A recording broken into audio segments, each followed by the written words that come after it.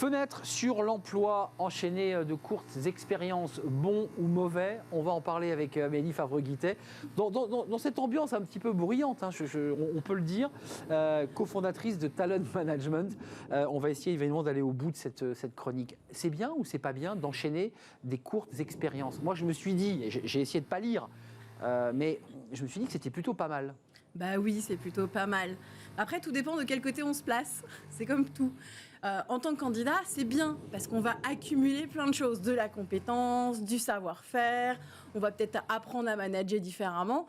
Mais c'est vrai que côté RH et recruteur, on est plutôt méfiant quand on voit sur un CV que la personne a accumulé plusieurs expériences assez courtes. Ah, d'accord. Donc c'est à la fois bien pour se faire du réseau et de l'expérience.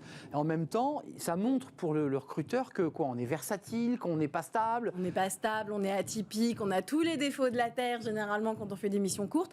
Et pourtant, on a tous fait un jour ou l'autre des missions courtes. Des jobs alimentaires, des jobs étudiants pour payer les études, un CDD en attendant d'avoir le CDI, le fameux Saint Graal qu'on veut tous avoir un jour, enfin surtout les parents et la banque.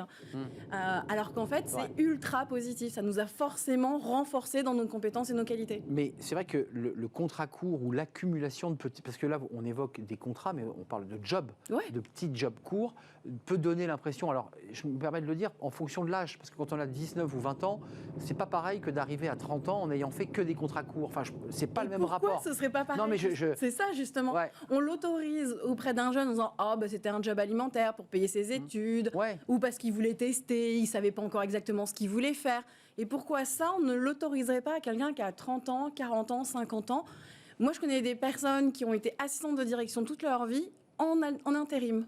Et donc, elles n'ont fait que des petits contrats. Mais c'était voulu, c'était un choix, en fait. Ouais, alors ça j'entends l'argument. C'est-à-dire que dans le même métier, on a accumulé des contrats. J'évoquais la personne qui, alors elle, a choisi aussi de faire des pas de côté et de passer de secteurs et de domaines très différents. Là, le recruteur se dit, c'est quoi le fil rouge là? C'est la question que vous vous posez, vous aussi, en tant que... Alors, le recruteur français se pose souvent ces questions, effectivement. Alors qu'en fait, même si on change de métier ou de secteur, il y a toujours une constance.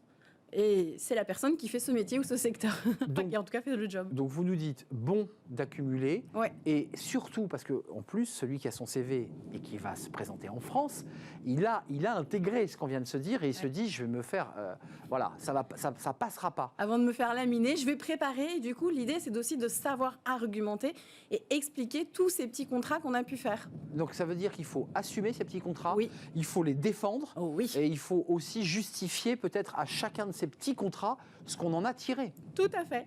Vous avez tout compris. C'est vrai? Ouais, c'est génial. Même lorsque on a fait des jobs de type McDo. Mais c'est ultra recherché les jobs de type McDo justement, parce que c'est une certaine manière de manager les équipes, c'est une certaine manière d'être polyvalent justement sur un poste par rapport à un autre. Donc en fait c'est très formateur et en tant que recruteur on adore les gens qui ont fait une expérience chez McDo. Donc ne pas avoir honte de l'accumulation de ces contrats.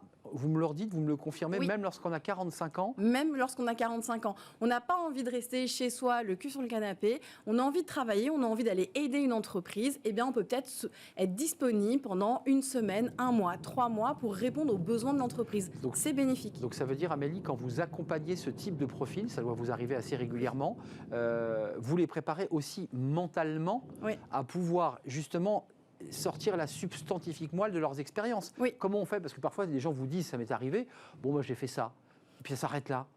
Tout, effectivement, est dans la manière de le valoriser, c'est-à-dire est-ce qu'on a travaillé sur un outil particulier, est-ce qu'on a appris à utiliser un logiciel qu'on ne connaissait pas jusqu'à présent et pourtant qui va être sollicité dans les prochaines boîtes, est-ce qu'on a découvert un nouveau secteur, est-ce qu'on a découvert une manière de travailler, est-ce qu'on a travaillé son réseau, est-ce qu'on a aidé à travailler à l'international. Il faut creuser un peu, il faut essayer de... Il y a forcément quelque chose qui peut servir. Et puis, est-ce qu'on peut dire, je crois que ça a dû m'arriver, d'expliquer à la personne qui vous recrute que on l'a fait aussi pour gagner de l'argent et que l'argent c'est assez utile et qu'après tout il fallait gagner son pain. Non, est-ce qu'on peut avoir cette espèce, pas d'arrogance, mais un peu d'outrecuidance? C'est une vérité que souvent on n'a pas envie d'entendre. Alors pourtant, elle est normale.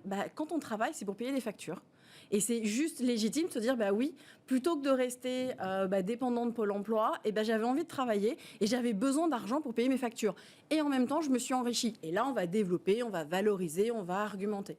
Donc ça veut dire que l'accumulation de ces contrats permet quand même d'acquérir de la compétence. Parce qu'on a souvent l'impression que c'est sur la durée d'un CDI qu'on acquiert la durée, les peintures de guerre d'une entreprise. Non, l'accumulation permet aussi d'avoir des compétences. Ça, vous confirmez? Tout à fait. C'est pas la durée qui compte. C'est pas la durée qui compte, bien sûr. C'est ce qu'on fait à l'intérieur, en fait. On peut avoir quelqu'un qui a peut-être fait un stage, un contrat court, une mission de 2 mois ou 3 mois. Et c'est ce qu'elle a fait à l'intérieur de cette mission qui est beaucoup plus importante que si elle avait fait la même chose pendant 10 ans. Parce qu'elle prendra beaucoup plus de risques en un minimum de temps que si elle est peinarde dans son job depuis 10 ans. Donc ça veut dire que votre travail aussi, c'est préparer les candidats et les rendre forts et confiants. Mais est-ce que parfois vous avez des mano à mano avec les RH? Je sais que vous êtes très présente sur les réseaux sociaux et vous faites passer ces messages-là. Ça passe chez les RH, ça, quand vous leur dites ça? Pas toujours. Ah oui, et oui. On a toujours le dinosaure qui veut absolument... Père de famille, quoi. C'est ça, qui vient du même métier, du même secteur, qui a fait ça depuis 10 ans, limite à la concurrence. Il n'a pas envie de sang un peu frais. Et vous sentez que ça bouge? Parce qu'on nous dit même que dans certains secteurs, même la finance, on prend des philosophes, on essaie de disrupter. Ils n'ont pas le choix puisqu'ils n'arrivent pas à trouver. Des fois, quand ils sont au pied du mur et qu'ils n'arrivent pas à trouver la perle rare, ils sont prêts à du coup laisser de côté 1 ou 2 critères. Et donc, on peut aller faire un pas de côté, aller chercher quelqu'un qui est dans un autre métier, un autre secteur d'activité. Donc, vous avez une double bataille, former vos candidats, mais aussi convaincre... Sensibiliser d'oser, de prendre des risques, C'est pas tellement de prendre un risque, parce qu'il y a toujours la période d'essai pour tester, il y a l'entretien pour valider, il y a des tests de personnalité. Mais d'oser des profils nouveaux. Oui, simplement d'oser de comparer véritablement avec d'autres profils, ce qu'ils peuvent apporter à l'entreprise. Ne serait-ce qu'en termes d'ouverture d'esprit et de curiosité, en se disant, tiens, quelqu'un qui vient d'un autre secteur d'activité peut être tout aussi pertinent. Donc ça, c'est votre négo en off avec le DRH. Vous lui dites, je sais que ce candidat ne correspond pas à ce que vous recherchiez, mais... recevez-le. Tout à fait. Leur dire, faites-moi confiance. Ouais. On a un outil qui nous permet de traquer quand on envoie un petit peu les profils aux entreprises et on sait s'ils lisent davantage notre compte-rendu ou s'ils regardent le CV. Ils ont plutôt tendance à ne regarder que le CV. Donc moi, je leur dis non, laissez tomber le CV, regardez le compte-rendu. Oui, c'est ça. Ne vous contentez pas du CV. Ça, c'est vraiment un boulot important.